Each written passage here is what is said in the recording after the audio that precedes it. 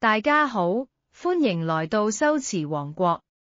今日我要教嘅修辭手法係反問。首先，我哋來睇下反問的定義。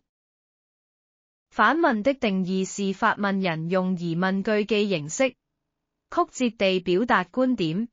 句子通常包括難道、怎麼或者文沒有嗎、呢等語氣詞，去加強語氣。而家我舉一個例子，例如，你知道咩叫自律嗎？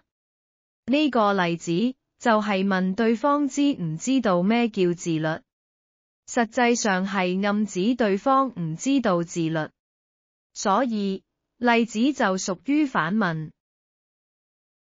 今日嘅修辭手法就教到呢度，感謝大家觀看。